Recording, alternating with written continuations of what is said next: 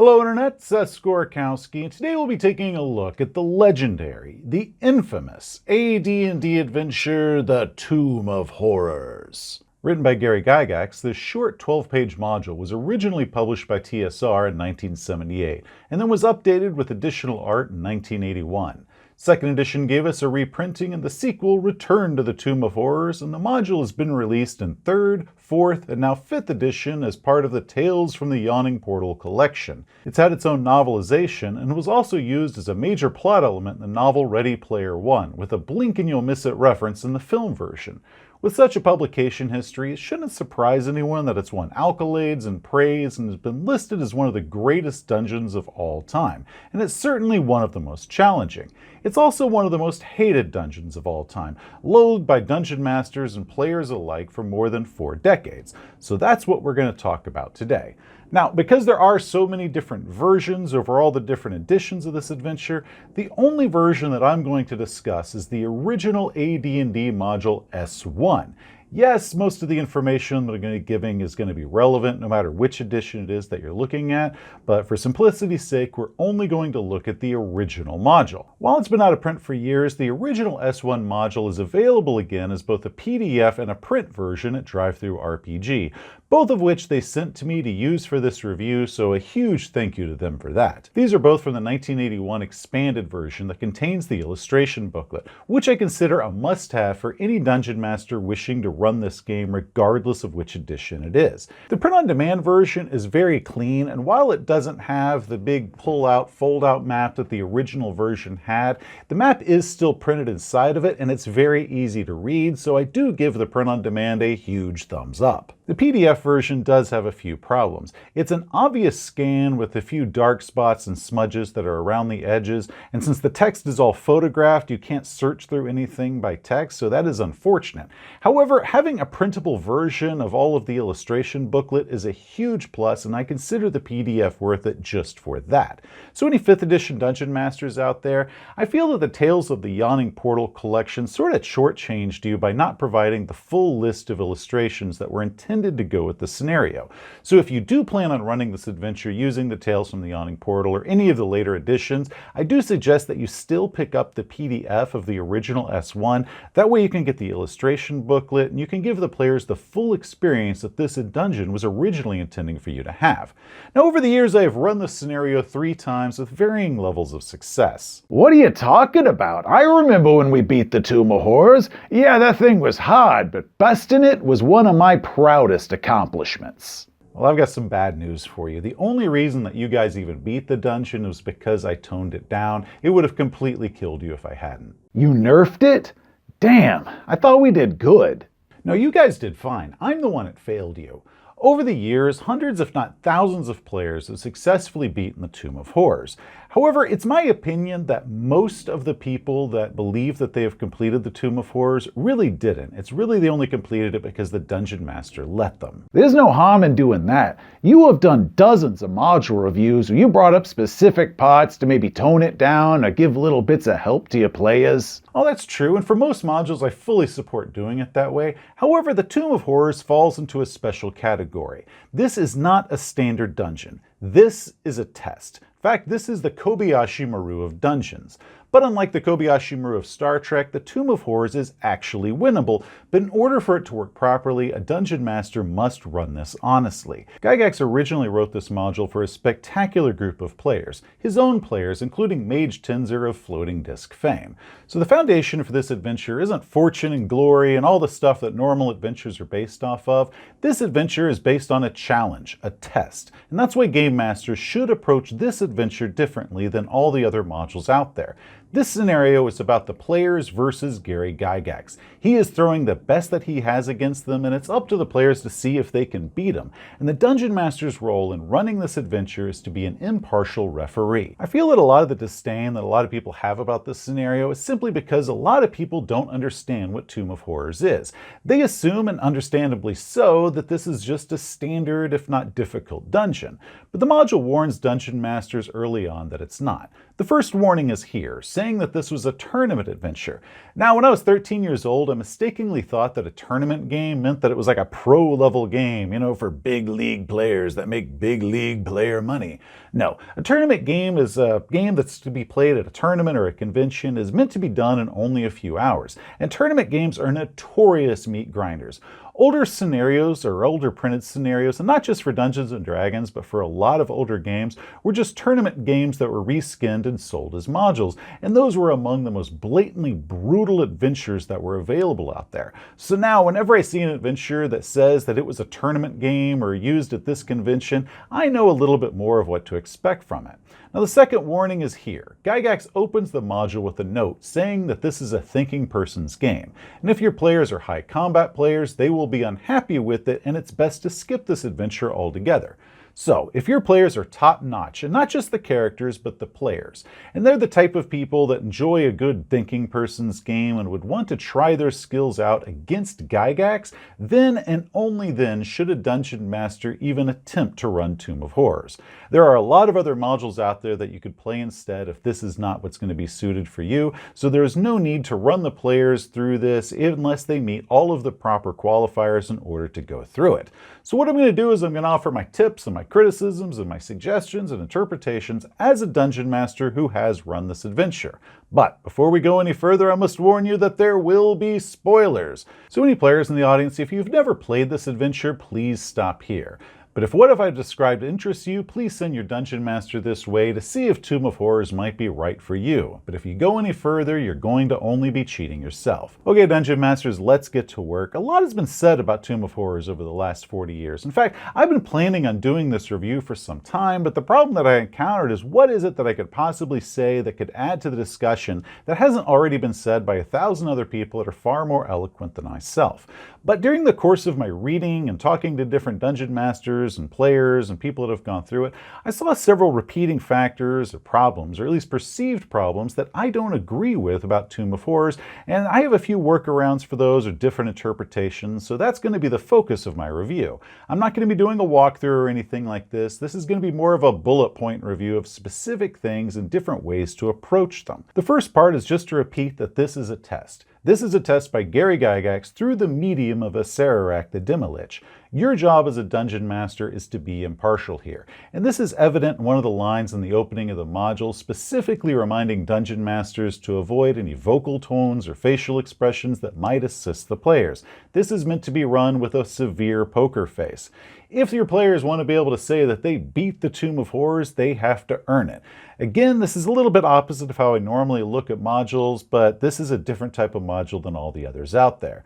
The next issue is motivation. If this is going to be run with a tournament style where the characters are made specifically for the adventure, then the motivation is clear. They're going into the dungeon because it's there, and that works very easily because there's no real reason given in the module as to why the character should go inside.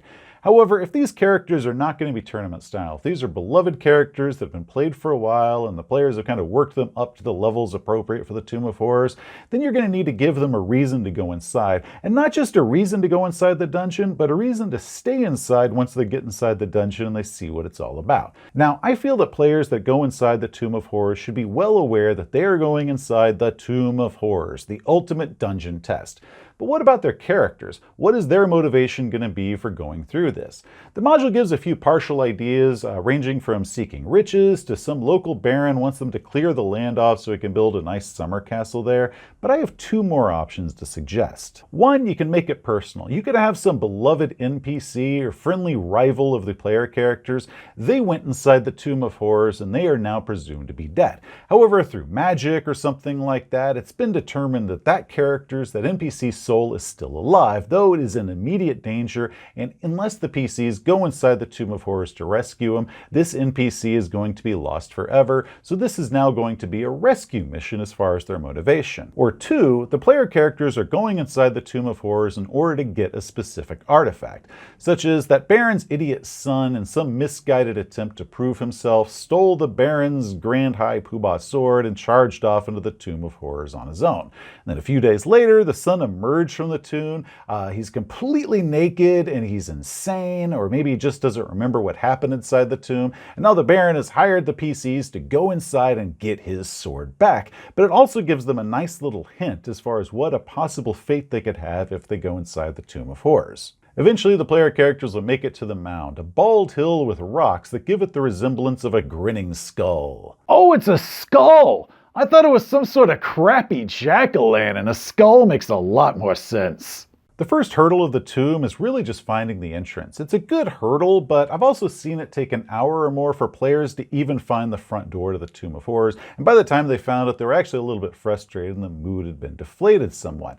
So my suggestion here is to clearly describe the hill as being bald or barren. There's very little grass, it's mostly lichen, and it's very clear to see that there's not an entrance that's hidden in the front half or in the top half of the hill. Then when they circle around the hill, they're going to see the sandy hill that's on the north face, that's kind of protected by a little overhang, and it's completely shrouded in very dense and very thick vines and shrubs, and this is where they should begin poking and prodding and trying to find an entrance. Once they find it, we get a simple one-page map. It is a very small dungeon, but with a lot inside. If you prefer a prettier map, there's a lot of other ones out there that people have made over the years for various editions. You can Google them and find them quite easily, but they don't offer anything more than the original. Unless you just want to have a prettier map, the original one works fine. 5th edition gave us a beautiful color picture of the opening hall, and while I do like the new art quite a lot, the 1st edition module gave us 31 handouts of specific features to give to your players. Get a copy of this, give them to your players as they reach each point, block out or cut off the corner numbers, that way it doesn't give them any unnecessary hints, but the handout book is very important to running this module. One short, almost throwaway line that a lot of dungeon masters seem to neglect: any characters that go astral or ethereal might attract a type 1 through 4 demon. Now this just isn't important because certain spells or abilities the player characters can enter the astral or etheric plane. This is telling us that the Tomb of Horrors has infested with demons. That's part of the point why in the original cover we see 2 demons grinning like a pair of drunks taking a selfie. This is going to be important later on in this video, but for the time being, don't forget that astral or etheric characters could attract a demon. So let's talk about traps. The Tomb of Horrors is famous for its traps, and there are certainly some old reliables, like pit traps and spear traps and the like, but most of the tomb's traps aren't traps at all. They're just puzzles, and therefore they work very differently than traps.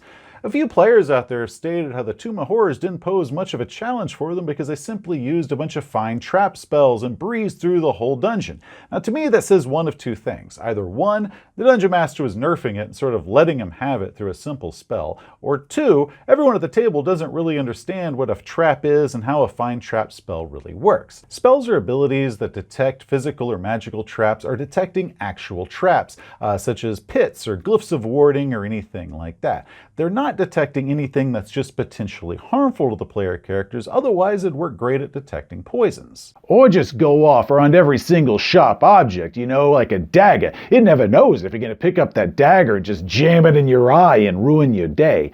Spells like fine traps do not take into account potential stupidity, and most of the puzzles inside the Tomb of Horrors are really only dangerous if you do something stupid. For example, the iconic green devil face holds a fixed sphere of annihilation in its mouth. Stories abound out there about entire parties getting wiped out by this thing. First, from a fine trap spell's point of view, this isn't a trap. It's a sphere of annihilation. It's clearly there in front of the player characters, so the spell isn't going to assume that the caster is just dumb enough to stick their head inside of it. Also, while we're on the subject of the devil's face, how a sphere of annihilation works is that anything that goes inside of it is permanently annihilated. So if a player character was to, say, stick their hand inside of it, they're not going to feel anything because now there's nothing there in order for them to feel. And after a while, they're going to start feeling a bit dizzy because all the blood that was pumping into that hand is now just getting squirted inside the sphere and annihilated. But then when that player tries to remove their hand from the sphere, they're going to find out their arm just ends at exactly the point that their hand went inside the sphere. So this being said, if a player character was to, let's say, crawl headfirst into the sphere of annihilation, given my understanding of biology, once their head went enough into the sphere that it annihilated enough of their brain, they would just collapse and die. And all their player character friends, they're going to see their friend kind of start crawling into this devil face mouth, and all of a sudden their body drops. When they start trying to pull their body out, their body is going to end at exactly the point where their body entered the sphere. They're not just going to somehow keep crawling inside of it even though their brain has been annihilated. So the whole concept that an entire party goes crawling in there one after another, and all oblivious and getting annihilated and nobody knows how they died, that just simply isn't possible. So unless the player character was, let's say, like fly inside, be thrown inside, or power slide inside, they are going to die and stop moving inside long before they're completely annihilated. Other traps that aren't actually traps are the misty archways. We get a few of these in here, and they are all simply portals. They're just doing what they do, leading to where they lead. It's a player's fault if they simply walk through one of these portals without knowing where it goes. Think of an elevator. Imagine yourself, you're standing at the 50th story of a building, you're standing before the elevator doors, and they open up, and you can't see anything inside. It's either filled with mist or darkness or whatever, but you can't see anything beyond those doors. And then you just step through those doors, and you fall 50 stories down an empty elevator shaft to your death. That wasn't a trap. That was you just blindly stepping through that doorway like a fool without even confirming what was inside of it. A room with 3 open vats, one of acid, one of water, the third an ochre jelly. That's not a trap either. All of those things are clearly visible. It's the character's fault if they go start plunging their arms inside of them. Or the crown and the scepter. The crown can't come off of a player character's head until it touches one end of the scepter. The player character wearing the crown innately knows this, but they don't know which end of the scepter to touch against the crown. One of those is going to remove the crown safely, while the other one is going to entirely kill the player character. This is not a trap. This is simply a player character picking up an item that they're not familiar with and potentially using it incorrectly. It's like picking up a lightsaber by the wrong end. The same goes for sticking the wrong key in the wrong keyhole. The player characters have 2 keys and they have 2 keyholes. It's not a trap, it's just them figuring out which key to stick in which keyhole, because both keys will work in one keyhole, but one of them isn't going to work in the opposite keyhole. It's like jumping a car. You got 2 cables, one of them's got black, one of them's got red. Just stick them on the right things and it works. If you stick them on the wrong ones, you're going to have a problem. That doesn't make it a trap. I could go on and on, but the key point here is that while the Find Trap spell is going to certainly be very valuable and very useful inside the Tomb of Horrors because there are some very specific traps, Dungeon Masters need to understand what is and what is not a trap and what that spell is going to be useful for. Now let's discuss some of the obstacles. Many of the obstacles might have trap elements or have traps involved, but for the trick is how the PCs are supposed to overcome them. For example, the complex of secret doors isn't about finding the doors. At their level, finding a secret door should be pretty easy for them to do. The trick is the player characters figuring out how to open each secret door. This isn't something that you should just give them because they found the secret door. You should actually make them roleplay out all the different ways that they try opening it, and not just rely on their dice, but actually have to figure it out. The Pillared Throne Room, it says that touching a pillar intentionally or unintentionally will trigger the levitation effect.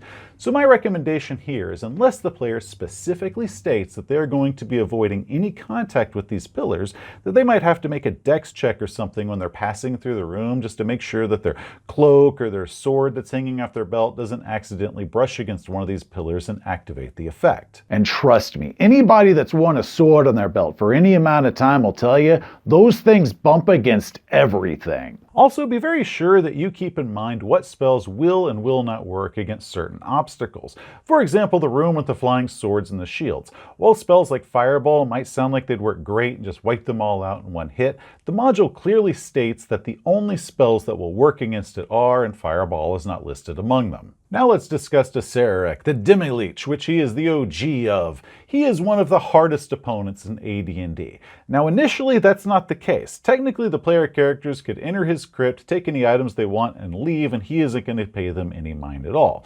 But if they so much as touch the skull, that is when he is going to be bringing the pain raining down on them. Deserek has only a single attack. He steals the soul of the strongest party member, trapping it inside one of his gems. No save, it just happens unless the player characters make the proper countermeasures, which the module is extremely specific as to what those are.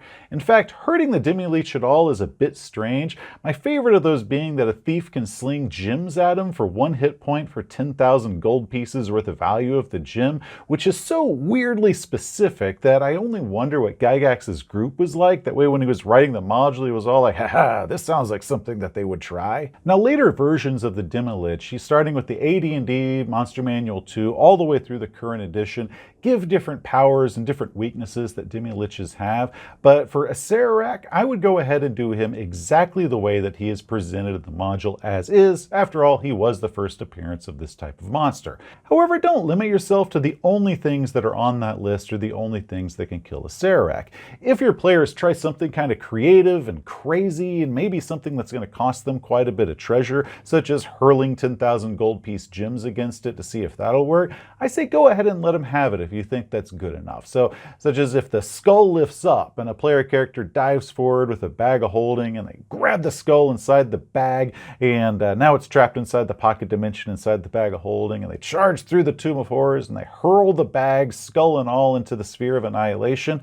Yeah, I'm going to go ahead and give them that. That was a creative use of the bag of holding in the Sphere of Annihilation. Now, of course, any souls that were trapped inside the gems and the eyes and teeth, those are now lost forever. But hey, a win is a win, and you can't make an omelet without breaking some eggs. Whoa, whoa, whoa. You said earlier not to change anything. Keep it all pure as Gygax intended as some such. I did, but I'm more of a spirit of the law versus a letter of a law sort of game master, and I feel that Gygax's Tomb is completely about rewarding players being creative and doing smart decisions and just punishing foolish decisions.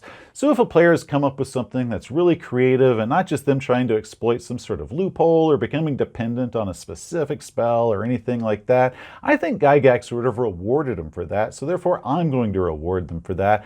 But I think this is something that shouldn't be given to the player characters as a freebie. It's something that should be earned if you're going to change anything about the adventure just because they were extremely creative. Also, because the things that affect Acererak are so very specific and a lot of players are never ever going to think of those, I recommend that if they research him before they go inside the Tomb of Horrors, they do legend lore or anything like that, go ahead and give them some sort of hint as a reward for doing their due diligence beforehand. It could be something small, such as he is susceptible to forget spells or something like that, but if they're going to research him before they go inside, they should get some sort of reward for that. Now, characters that go inside the tomb are going to be doing so at great risk, and the module suggests that players of small groups might handle 2 characters at a time. And if they don't want to risk their own player characters, we've got some, or they don't have any spare ones, we've got 20 pre-generated characters complete with lists of magical equipment.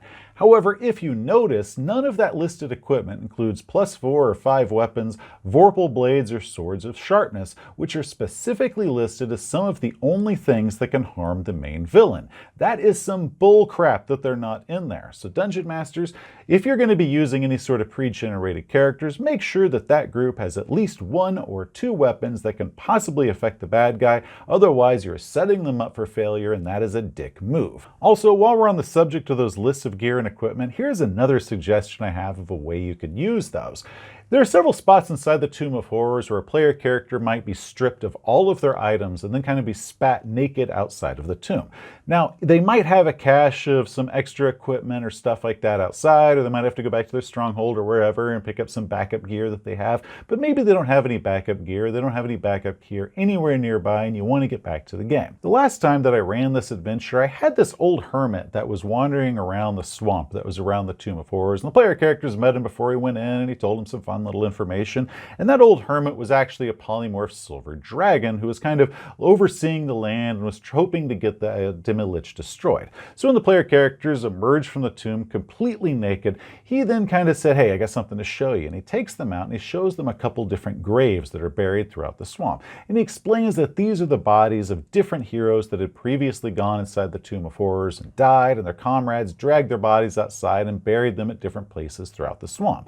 And the hermit's philosophy here is that it would bring peace to their souls if those dead people's equipment was then used to destroy the Demilich that killed them, so that way we could resupply the characters and get them back inside. So you could consider that as just an idea to use in case your player characters get stripped of all their gear, but they do want to keep going. This is a quick and easy method to get them some stuff. Okay guys, I am wearing a dead man's clothes and using his stuff. Let's go back inside for round 2. This time it's for revenge and to get our crap back. Now, let's get back to those demons. As we established earlier, there are some demons lurking around the Tomb of Horrors, enough to spot an astral ethereal character 1 in 6 rounds. Now, the question really is, what are they doing here? At least that was the question that I asked when I read about that, and the answer that I came up with, or the best answer that I came up with, is that they are here maintaining and repairing the Tomb of Horrors. The tomb has been here a very long time. It's got a big skull on the top of it that's announcing its presence, but there is remarkably very little evidence of other parties that have gone through here before. We do have a few skeletons here and there that are all in dramatically appropriate places, but those are all staged. Those are intentional window dressing by a Sararak. And the only one of those that might not actually be window dressing is the group of people around the glowing gym, but we can just assume that those were the last party that had gone here before and the demons haven't gone around to cleaning that up yet. We have an idea of how many victims have died inside the Tomb of Horrors in the spot with the mithril valves. If we cut these valves, they begin to spill the blood of all of those who have died inside the tomb, filling the foyer to the ceiling in about 20 rounds. The ceiling to the foyer is over 20 feet high. We know that because the doors themselves are being described as 28 feet tall, and the area of the room is 500 square feet. But we're just going to go by 20 feet high just for the sake of this example, because I don't want to then take out space for the stairs or anything. So all the numbers we're going to give are going to be severely lowballed, so we're just going to use 20 feet, and we're going to do some dirty math. Oh, it is some dirty, dirty math. 500 square feet at 20 feet high comes to 10,000 cubic feet. Converting that to liters gives us 280,000 liters. The average human body holds 5.5 liters of blood, so with a little division, the blood of all of those who have died inside the Tomb of Horrors comes to over 56,000 people. Now, we can just go ahead and say that 30,000 of those people were among the craftsmen and the artisans who built the original tomb, and then a Sararak brutally murdered and sacrificed them in order to harness the power and make sure that nobody could tell the secrets of the tomb. So even if we took out 30,000 people, that still leaves us with 26,000 victims that the tomb has consumed since then. Now, I don't know how long the tomb's been there. Some later adventures say that the tomb's been there for 800 years, but the original module doesn't specify. So even if we say it's been there for 1,000 years, that still means that with 26,000 people, 26 people die inside the Tomb of Horrors every single year. That is a party or two, and saying that this place has had a lot of traffic. Yet, all of the traps are still perfectly armed. There is not really any sign of their passing, notes scrawled into walls and spikes hammered into place with bits of rope hanging off of them like that. Nothing says that a stadium's worth of people have passed through this tomb and have died inside of it. The solution is that somebody is clearly cleaning up the Tomb of Horrors, removing any of the spikes, remortaring up any portions of the walls, and disposing of the bodies either by dissolving them in acid or chucking them through the mouth of the green devil face, kind of like a giant garbage chute. And what they're not fixing is just being regenerated by the tomb, because the tomb itself is the actual body of a Sararak the Demilich, and he is just feeding off of the life essence of all the dead heroes who come inside.